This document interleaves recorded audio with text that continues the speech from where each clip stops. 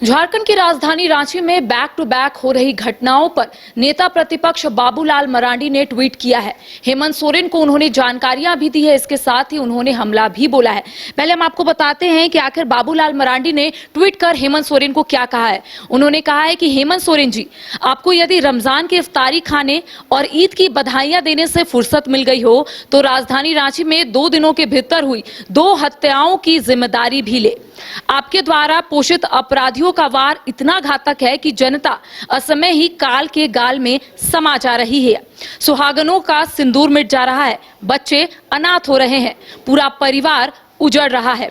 हेमंत जी, विपक्ष तो आपका हर वार झेल जाएगा, लेकिन सुरक्षित अपराधियों द्वारा जनता पर वार मत करिए। ये डायलॉग बाजी छोड़कर कानून व्यवस्था को दुरुस्त कीजिए, अन्यथा विपक्ष भी वार का पलटवार करना बखूबी से जानता है। तो नेता प्रतिपक्ष बाबूलाल मरांडी ने ये ट्वीट किया है। आज इसी को हम समझेंगे और बातचीत करते हैं। हमारे साथ हमारे वरिष्ठ सहयोगी मदन मौजूद है। मदन, जिस तरीके से राजधानी रांची की बात करेंगे तो बैक टू बैक जो घटनाएं हैं वो यहाँ पर हो रही है, और ऐसे में आपने देखा कि बजट सत्र के दौरान भी नेता प्रतिपक्ष हो या फिर विपक्ष के कई ऐसे विधायक हैं जो लगातार सरकार के कानून व्यवस्था पर सवाल उठा रहे हैं।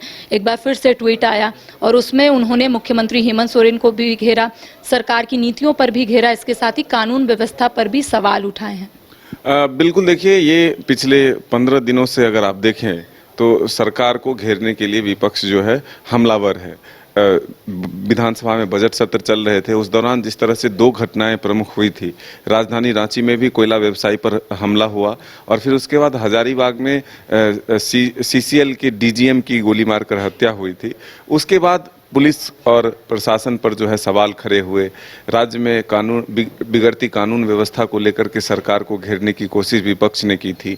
सदन में भी ये मामला खूब गूंजा, लेकिन उसी दौरान आपने देखा कि जो यहाँ के अमन साहू, जो कि एक गैंगस्टर थे, उनकी एक तरह से इनकाउंटर होती है और इनकाउंटर में अमन साहू मारे जाते हैं।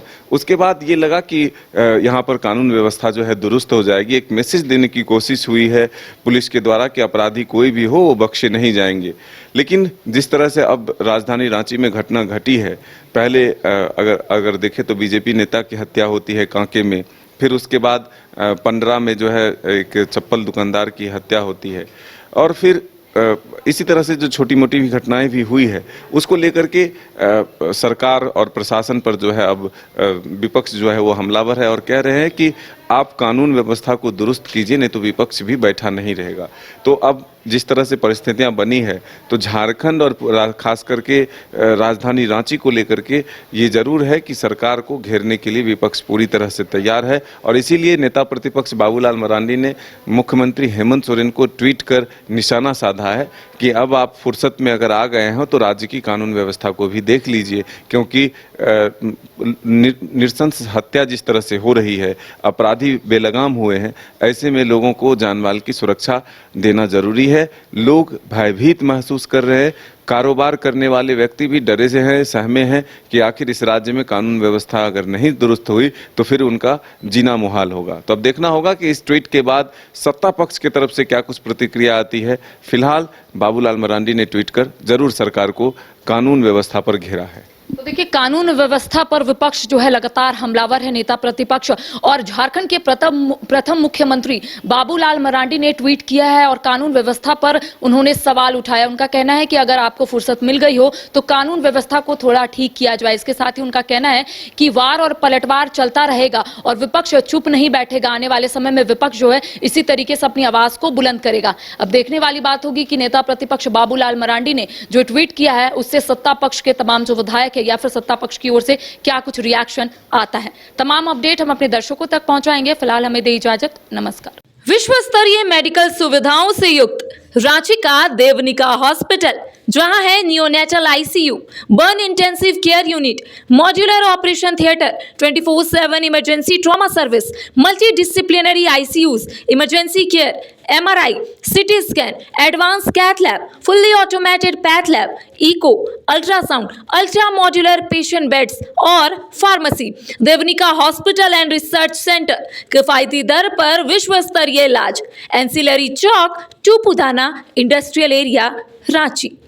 अगर आप देश के किसी भी कोने में रहते हैं, अगर आप पटना आना चाहते हैं और घर जैसे रहने और खाने का आनंद लेना चाहते हैं तो एक बार जरूर आए होटल डायमंटन।